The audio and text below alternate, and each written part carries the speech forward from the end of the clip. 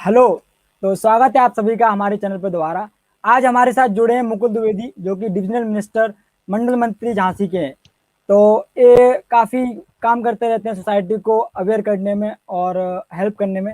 तो मुकुल जी, आपका स्वागत है हमारे चैनल पे, जो आपने इतना कीमती नमस्कार समय मोनू हमें जी। दिया। तो हमारी नमस्कार यूट्यूब मोनू फैमिली जी, को धन्यवाद आपका। नमस्कार। आपका बताइए बहुत कुछ बहुत अपने बारे में। धन्यवाद जो आपने मुझे अवसर दिया आपके यूट्यूब चैनल पर बोलने का के लिए। आपका मैं बहुत बहुत आभार व्यक्त करता हूँ। बहुत बहुत धन्यवाद, आपने इतना समय कीमती समय हमें दिया। तो जो हमारा पहला क्वेश्चन आपसे है, डायरेक्टली हम अच्छे शुरुआत करते हैं, क्योंकि गवर्नमेंट को क्रिटिसाइज भी करते हैं और अच्छा भी करते हैं, तो अच्छा ही शुरुआत करते हैं। एक जमाने में जी। भारत में 2 सीटें आती थी बीजेपी की, आज इतनी बड़ी सीटें से जीती है। वक्त के साथ बीजेपी ने अपने आप को इतना स्ट्रॉन्ग किया है, खुद की दम पर सरकार बनाई है। तो पार्टी ने अपने आप को संगठित और मजबूत कैसे किया मुकुल जी? देखिए, हमारी पार्टी को, हम लोगों की पार्टी इतनी बड़ी, आज देश की सबसे बड़ी पार्टी है, पार्टियों में आती है। पहले कांग्रेस ही बिल्कुल थी। सही कहा जब आपने। कांग्रेस पार्टी थी तब हमारे अटल जी ने के एक दो सांसद बने थे, तब अटल जी ने संसद में कहा था कि आज तुम लोग हम लोगों पे हंस रहे हो, लेकिन एक समय आएगा कि हम लोग बहुमत में होंगे और हम लोग तुम पे हंसेंगे। लेकिन आज वो हम बता दिया। लोगों का जो संघर्ष है, जो भारतीय जनता पार्टी के जो महापुरुष हैं जिन्होंने पार्टी का स्तंभ रखा, जो श्यामा प्रसाद मुखर्जी जैसे महापुरुष जिन्होंने अपने प्राणों का भी बलिदान कर दिया देश के लिए, ऐसे महापुरुषों ने, कई लोगों ने जब अपना योगदान दिया, तब भारतीय जनता पार्टी इतनी बड़ी पार्टी बन के उभरी। और लोगों ने, देश के हर व्यक्ति ने भाजपा पर विश्वास किया, क्योंकि ये पार्टी सबका साथ सबका विकास की कल्पना को लेकर आगे बढ़ने वाली पार्टी है, किसी भी परिवारवाद को लेकर नहीं चलती है।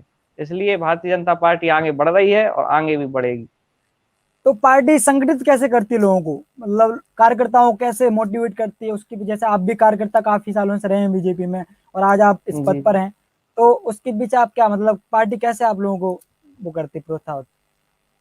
भारतीय जनता पार्टी की राजनीति में कोई हम लोग मैंने जितना अपने जीवन में, राजनीतिक जीवन में सीखा है, अभी तो मैं कार्यकर्ता हूँ, छोटा सा कार्यकर्ता ही मानूंगा अपने आप को, लेकिन हम्म। भारतीय जनता पार्टी एक सेवा का माध्यम है। आप इसमें जुड़ करके आप अपने निजी स्वार्थ हैं जो आपके, वो नहीं आप इसमें सिद्ध कर सकते। इसमें तो आपको देश सेवा के लिए आपको निछावर करना चाहिए। ये पार्टी सेवा का माध्यम है। इस पार्टी में जुड़ के मुझे एहसास हुआ कि वास्तव में जो जन सेवा का भाव होता है भारतीय जनता पार्टी के अंदर है, और कार्यकर्ताओं को वो प्रशिक्षण दे करके ये सिखाती है और लोगों तक पहुंचाने का काम करती है। मुकुल जी, एक सवाल था हमारा एजुकेशन को लेके, कि हमारे जी। देश में 100% लिटरेसी की बात क्यों नहीं होती? क्या सरकार की एजुकेशन प्रायोरिटी नहीं है? एजुकेशन पर गवर्नमेंट का बजट लोकेशन भी कम रहता है। कोरोना से एजुकेशन तो बुरी तरह प्रभावित हुआ, इसके पीछे सरकार क्या कर रही है? देखिए, जब हमारा देश आजाद हुआ था मोनू जी, तब हमारे देश की साक्षरता दर बहुत ही कम थी। लेकिन जब से हमारे भारतीय जनता पार्टी की नेतृत्व की, माननीय प्रधानमंत्री जी के नेतृत्व की सरकार बनी, तब से मोदी जी ने शिक्षा पर बहुत ही फोकस किया। और किस तरह से विद्यालय ठीक हो, किस तरह से गांव के गरीब के जो बच्चे हैं वो पढ़ सकें, उस ओर उन्होंने बहुत ही कार्य किया है। और आने वाले समय में इसको और ध्यान देंगे। मुझे आशा है, पूर्ण विश्वास है कि आगे चल के हमारा देश साक्षरता की ओर बढ़ता चला जाएगा। और ऐसा नहीं है कि साक्षर हुआ नहीं है, बड़ी संख्या में हम लोग साक्षर हुए हैं, लेकिन इसमें जागरूकता भी चाहिए। और मैं उन लोगों से भी कहना चाहता हूं जो कि अपने बच्चों से, छोटे छोटे बच्चों से आजकल घर का काम करवाने लगते हैं, वो मतलब जो हाँ उनका सही। व्यवसाय है वो भी बच्चों से करवाने लगते हैं, तो उनसे भी मेरा निवेदन है, क्योंकि ये सरकार से हम लोग नहीं इस पे थोप सकते कि सरकार की ही जिम्मेवारी है। इस पे मुझे लगता बहुत। है कि उन लोगों को भी ध्यान देना चाहिए कि अपने बच्चों को शिक्षित करें, स्कूल भेजें। और सरकार तो, मोनू जी, सरकार का काम तो है कि विद्यालय अच्छे हों, शिक्षा हो राइट। अच्छी बने, लेकिन जब बच्चा विद्यालय पढ़ने जाएगा तभी तो वो शिक्षित होगा। तो इसके लिए उनको, उनसे भी मेरी प्रार्थना है, और ये धीरे धीरे जागरूकता हो रही है, बढ़ रही है लोगों के अंदर। हालांकि जमीनी स्तर पे हमने काफी बदलाव भी देखे प्राइमरी स्कूल में। जैसे मैं गांव में रह रहा हूँ, तो पहले मिड डे मील में बहुत मतलब सही नहीं आता था, तो आज काफी क्वालिटी खाना मिलता है। और पार्क वगैरह हाँ भी बहुत आपने सारी सुविधाएं आ रही हैं, हाँ देखा है मैंने आपने वो। देखा होगा कि बट किस तरह से व्यवस्थाएं पलटी हैं और हर तरह से बट उन पर नियंत्रण रखा जा रहा है। चेकिंग होती है, अगर कोई पकड़ा जाता है तो कार्रवाई होती है, तो इसमें धांधली नहीं हो रही है। और पार्टियों बिल्कुल में जो आता था बच्चों के लिए वही खा जाते थे, लेकिन भारतीय जनता एग्जैक्टली, पार्टी की दिस इज द सरकार पॉइंट। में अच्छी व्यवस्था हो, बच्चों को अच्छा खाना मिले, अच्छा ड्रेस मिले। आज उत्तर प्रदेश सरकार ने भी एक नई व्यवस्था लागू की है, जो बच्चों को जो ड्रेस नहीं मिलती थी मोनू हाँ भाई, तो वो हाँ ड्रेस भी अब सरकार सीधे जो उनके बच्चों के पेरेंट्स हैं उनके खाते हाँ, में उनका पैसा डालेगी। मतलब आप अब अब खुद ही किसी ड्रेस के बनाओ। माध्यम से, सही है। हाँ बीच में क्या हुआ था, जब लोगों के द्वारा दी जाती थी, कई माध्यम होते थे, तो इसमें हम्म, भ्रष्टाचारी हो जाती थी, पैसे खा जाते थे लोग बाग।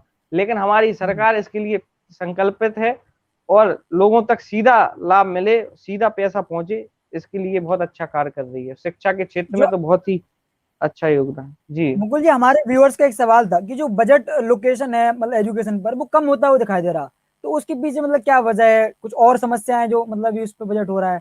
अभी फरवरी में अब बजट आपने निकला देखा था। होगा कि अभी कोरोना काल चल रहा है मोनू राइट। जी, कोरोना काल आया तो हम्म। किस तरह से हमारी अर्थव्यवस्था चौपट हुई। हम लोगों ने भी सब। देखा किस तरह से हमारी सरकार ने किस अपने दृढ़ संकल्प से इस कोरोना की लड़ाई लड़ाई लड़ी। तो निश्चित तौर पे हम लोगों का बजट तो नीचे आया है, लेकिन आगे चल के वो भी अर्थव्यवस्था मजबूत होगी तो उस पर भी काम होगा। चलिए, चलो ये तो बढ़िया। अभी हमारा एक सवाल है, मतलब बहुत नॉर्मल सवाल है बट काफी इफेक्टिव है, कि सरकार बहुत सारी जी। योजनाएं बनाती है गरीबों के लिए, कल्याण के लिए, विकास के लिए, जो कि कुछ हद तक लोगों को फायदा भी दिलाती हैं, परंतु कुछ जरूरतमंदों तक वही योजनाओं का लाभ नहीं पहुंच पाता। तो इस पर आप क्या कहना चाहते हैं? क्या वजह रहती है कि जरूरतमंद लोगों तक ये पहुंच ही नहीं पाता इसका? मोनू जी, अभी आपने एक सवाल किया था कि हमारे देश की साक्षरता दर बहुत कम है, कम, हाँ राइट। बहुत बहुत कम है ना। तो जब हम्म। साक्षरता, तो मुझे लगता है कि इसमें जो हमारा जो गरीब है, जो अशिक्षित लोग हैं, जो गांव का व्यक्ति है, गरीब है, जो बेचारा जानता नहीं है, तो उनको योजना का पता ही नहीं चल पाता। जो योजना सरकार लाती है उन हम्म। योजनाओं का लाभ उन्हें इसलिए नहीं मिल पाता क्योंकि उन्हें सही जानकारी नहीं प्राप्त हो पाती। तो मुझे लगता है इसका ये तभी हो पाएगा जब हम लोग जागरूक हों, हर व्यक्ति शिक्षित बने और हम्म। इन योजनाओं को लाभ दिलाने के लिए प्रयास करे। और हमने सुना है जो मिडिल मैन होते हैं वो काफी मतलब इस चीज का एक ब्रेक डाउन कर देते हैं, वो योजनाओं का लाभ पहुंचाने। उस पीछे आपका क्या वजह है? सरकार को अनदेखा करती है, या सरकार को पता नहीं रहता है, मतलब, या फिर उनके पीछे एक्शन नहीं लिया जाता है जो बीच में लोग आते हैं? हमारे हमारे बोलिए। माननीय प्रधानमंत्री जी की सोच है हम्म। कि गरीब तक सीधी योजना का लाभ मिले। हमारे मोदी जी राइट। चाहते हैं, उनकी सोच है कि हर व्यक्ति, हर गरीब व्यक्ति के सीधे योजना का उस तक लाभ पहुंचे। इसके लिए वो सोच रही है और इसके लिए वो काम भी कर रही हैं। लेकिन धीरे धीरे अब कुछ भी काम होने के लिए समय लगता है मोदी जी, समय देना पड़ता है, तो सब हो रहा है। राइट। राइट। आगे काफी चल सही के है। मुझे पूर्ण विश्वास है कि आगे चल के हर व्यक्ति तक योजनाओं का लाभ मिलेगा, हर व्यक्ति योजना का लाभ ले पाएगा, गरीब वंचित शोषित जितने भी अपने लोग हैं। अभी जो हमारा सवाल है आपसे अनएम्प्लॉयमेंट को लेके है, क्योंकि काफी रोजगार लोगों को नहीं मिल रहा है।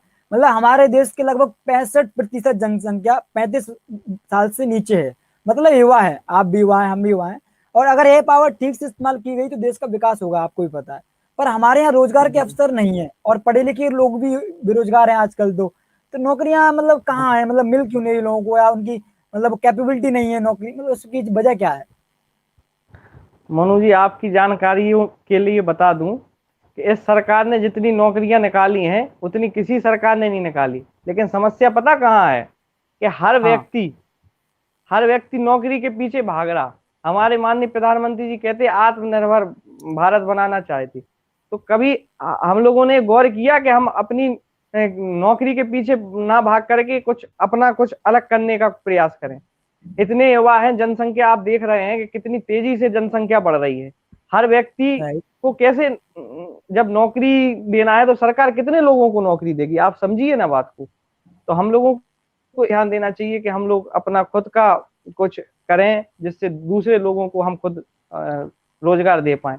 और निजीकरण की व्यवस्था भी इसलिए मोदी जी ने रखी, उसके विषय में हमें आपसे हाँ, कभी मतलब फुर्सत कुछ मिली लोगों तो का बात कहना करूँ। है कि ये सरकार चीजें बेच रही है, जो हमारे देश की एसेट्स हैं उसको मतलब पर्सनलाइज कर रही है। तो इसके पीछे क्या वजह किसको है, किसको मतलब बेच लॉन्ग रहे, किसको बेच रहे किसको बेच हमारे ही रही लोगों है? की, जो हमारे इंडियंस मतलब बड़े बड़े बिजनेसमैन हैं, उद्योगपति हैं।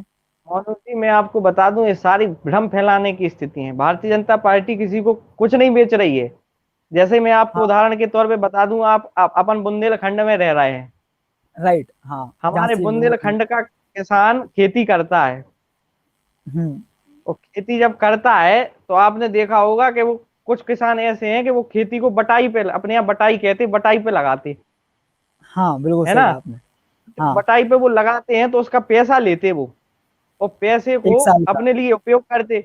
अगली साल जब हम्म। उनका मन होता तभी वो खेती उसको लगाते, नहीं तो वो खुद करते। तो ये बेचना नहीं कहते इसे।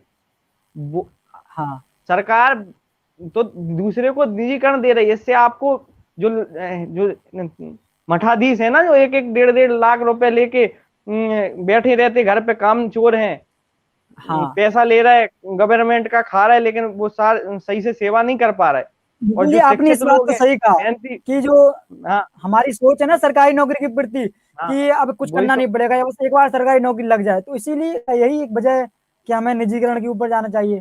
जो इसका मेहनती लॉन्ग टर्म शिक्षा में युवा है ना, हाँ। तो जो जब निजीकरण हो जाएगा मोनू जी, तब हम्म। इस तरह की समस्या नहीं आएंगी। जो शिक्षित होगा, योग होगा, वही नौकरी कर पाएगा, अन्यथा नहीं कर पाएगा। और ऐसा नहीं है कि किसी को बेच दिया, आगे चल के आप वो अच्छा काम नहीं करेगा अपन ले लेंगे वापस, बेचा थोड़ी ना है। और इससे सुविधा तो इस पर आपने देखा होगा। मैं आपको हम्म, एक चीज और बता दूं। आप हम्म, सरकारी बैंक में जाते और हम्म, प्राइवेट बैंक में जाते, तो आपको हाँ, सुविधाएं प्राइवेट बैंकिंग में अलग आपको पता चल जाता होगा कि आइए सर, और कितना इंतजाम वहां व्यवस्था पर रहती। तो आप रिस्पेक्ट इसी होता से है, अंदाजा क्लीननेस लगाइए होती है। कि हाँ, कितना काफी। इससे बड़ा बढ़ावा मिलेगा और युवाओं को रोजगार मिलेंगे। तो इसका लॉन्ग टर्म पे क्या पड़ेगा असर देश पे, मतलब कि जो कुछ नहीं प्राइसेस हैं वो पड़ेगा। चीजों के बढ़े। हमारा देश तो बहुत बाद में प्राइवेटाइजेशन पे जा रहा है। आप पता हम्म। करिए, और देश तो कई सालों पहले इस पे निजीकरण पे चले गए थे। और अच्छा, तो निजीकरण हमारे जो पूर्व प्रधानमंत्री हैं आदरणीय मनमोहन सिंह जी, हम्म, उन्होंने भी एक बार अर्थव्यवस्था पे जब गहरा वो लगा था, तब भी उन्होंने फैसला निजीकरण का लिया था। तो ये हमारे तो अर्थव्यवस्था को बढ़ाने का एक प्रयास है। माननीय प्रधानमंत्री जी का बहुत ही सुंदर प्रयास है, मैं इसकी बहुत ही सराहना करता हूँ। इससे बट फिर हमारे निजीकरण से वो सारे डिसीजन एक पर्टिकुलर पर्सन के पास हो जाएंगे ना, कि उसको कितने सैलरी देनी है, कितना काम कराना है, फिर वो सरकारी कहाँ रह जाएगा, उसके तो पीछे लोगों मैंने का आपको विरोध है। बताया ना कि जो व्यक्ति हाँ। काम करेगा उसको, ऐसा नहीं होता है। पॉलिसी बनाई जाएंगी, सारी चीजें उसमें होती हैं। ऐसा नहीं कि पूरा दे दिया उन्हें कि वो कुछ भी हम्म। मनमानी। इसमें कई चीजें होंगी आगे चल के, उसमें होगा। सही है, सही। तो अभी निजीकरण की बात हो ही रही थी, तो इस पे हम एक सवाल है कोरोना से रिलेटेड, कि कोरोना काल में इंडिया में 35% अरबपति बढ़े, वहीं 400 मिलियन लोग गरीबी बने बने कोरोना की वजह से ही। कोरोना काल में गरीबी एक बहुत बड़ा मुद्दा बनकर आया है। आप सच में सोचते हैं कि सरकार के छोटे से प्रयास जैसे राशन देना गरीबी से लड़ा जा सकता है, जैसे राशन फ्री दे देखिए देते हैं सब? मोनू जी, हाँ। कैसा आपने ये सवाल पूछा। आप ये हम्म। बताइए, हम लोगों को पता था कि कोरोना आपदा आएगी हमारे देश में? नहीं, एक तो नहीं पता था ना, हाँ, नहीं पता था। लेकिन बट आया।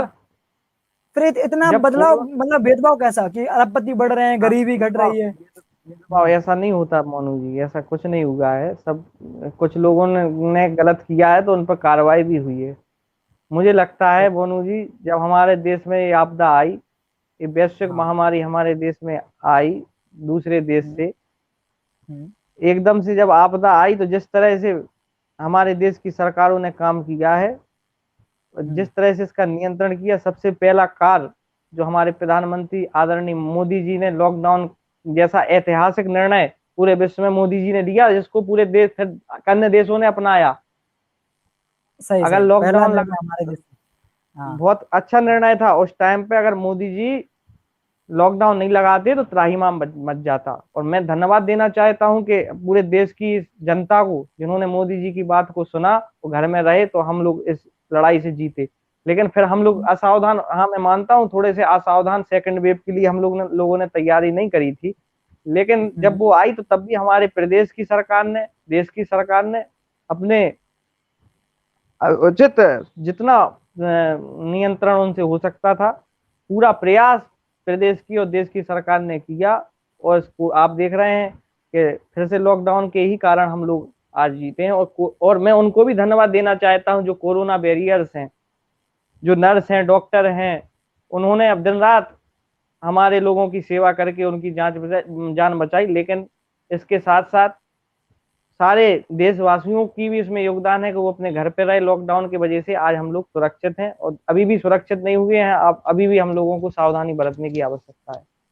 बट मुकुल जी, जो लॉकडाउन आप बता रहे हैं काफी अच्छा ऐतिहासिक निर्णय था, लेकिन इसका जो इम्पैक्ट पड़ा जो गरीब वर्ग है, श्रमिक वर्ग है, उस पर काफी ज्यादा पड़ा। लोग पैदल चले 400-400 किलोमीटर, कुछ भूख से मर गए हैं।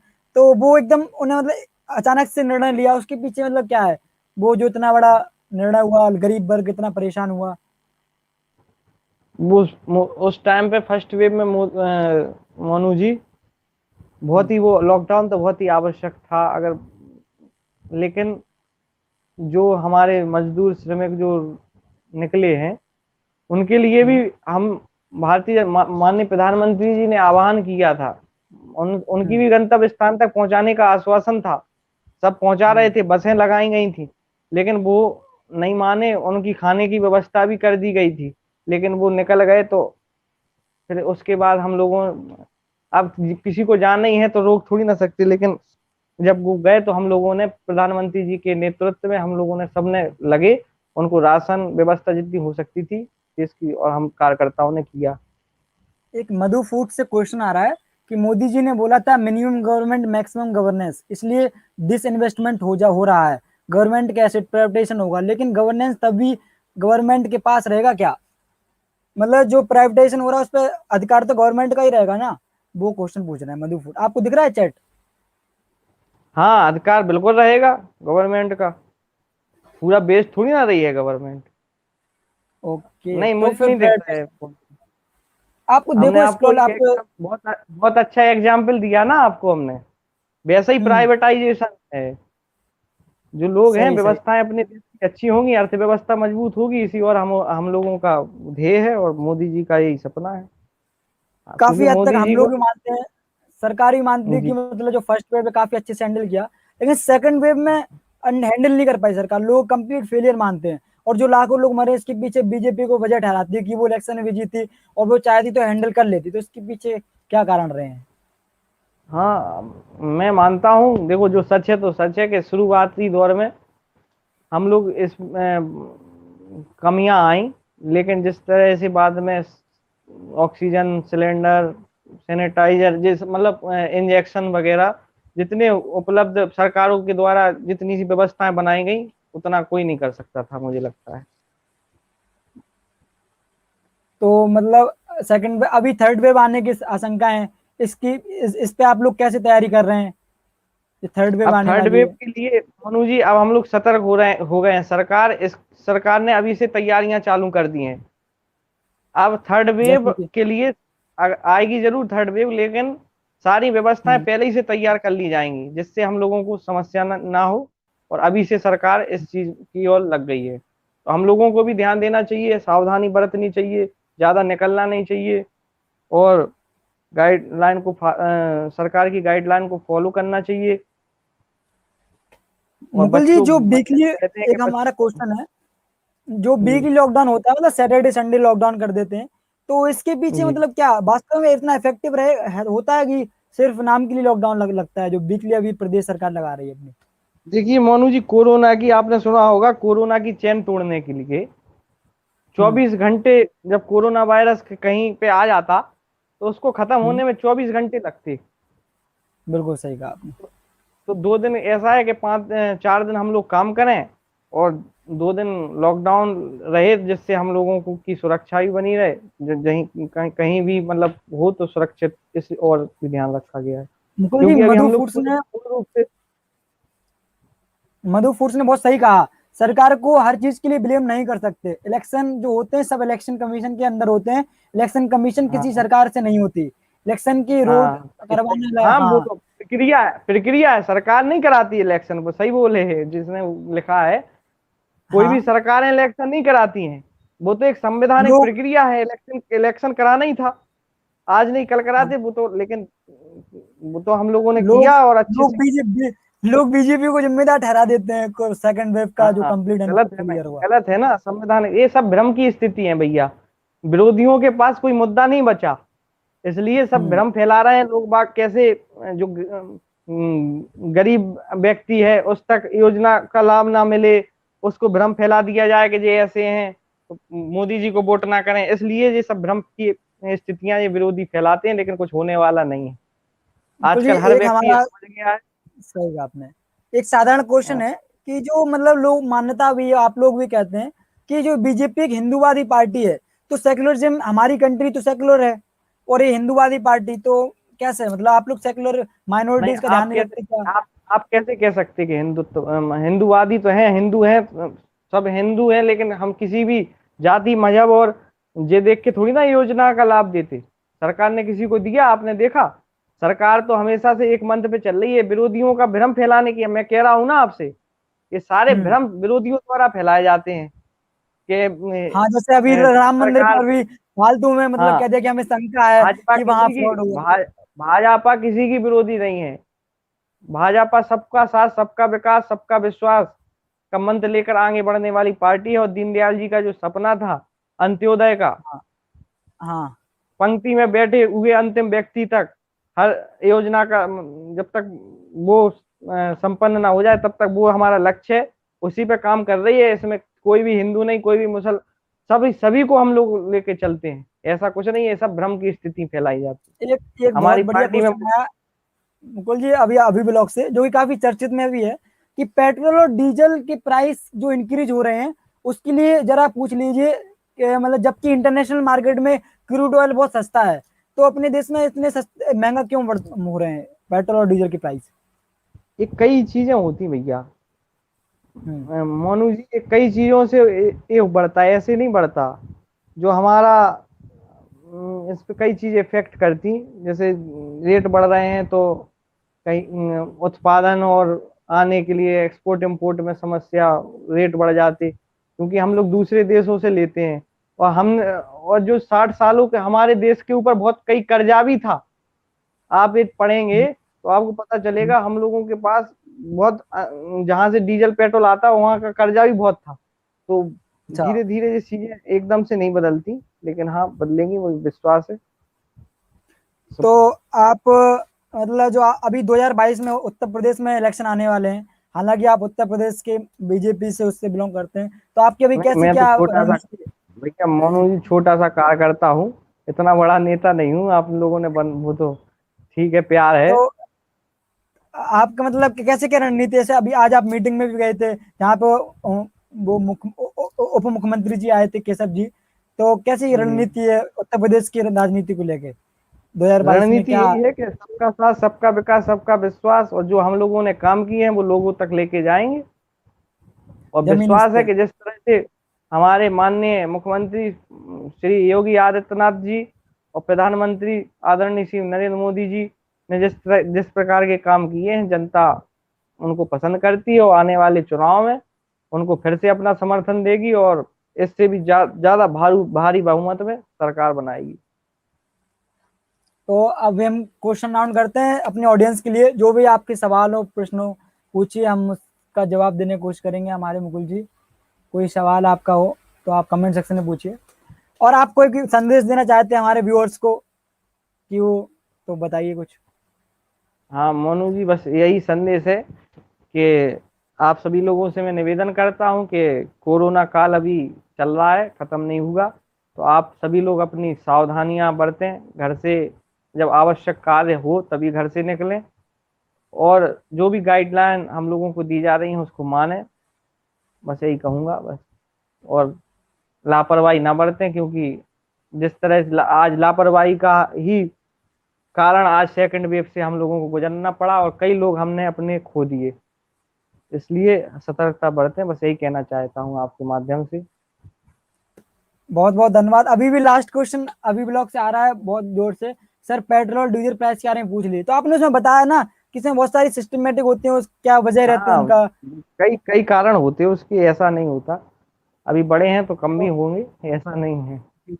और हाँ, महंगाई, इससे एक याद है, महंगाई महंगाई दिन पर दिन बढ़ती जा रही है, तो इसको कैसे रोका जा सकता है? महंगाई बढ़ती जा रही है, इसको रोकेंगे, धीरे धीरे कार्य कर रहा है मोदी जी, किस तरह से योजना बन रही है। और महंगाई पर जो महंगाई हो रही है, काय में महंगाई हो रही है, किस चीज में महंगाई हो महंगाई रही है? जैसे जैसे जैसे छोटी छोटी चीजें हैं, दालें वगैरह, मतलब जो खाने की चीजें हैं, जो लोग मतलब आम आदमी खरीदता है, तो वो सब। इस बार आपकी सरकार नहीं आने वाली, कोरोना मेंटेन उनकी। आप वो पढ़ पा रहे हैं कमेंट सेक्शन, मुकुल जी? नहीं, मेरे में नहीं आ रहा है मॉर्निंग, नहीं बहुत आ सारे रहा। सवाल आ रहे होंगे, मुकुल जी से पूछो। आयोग और महंगाई, तेल सरसों का बढ़ गया है। मुकुल जी भैया, बहुत सारे सवाल आ रहे हैं। सरसों तेल महंगा, वही सब।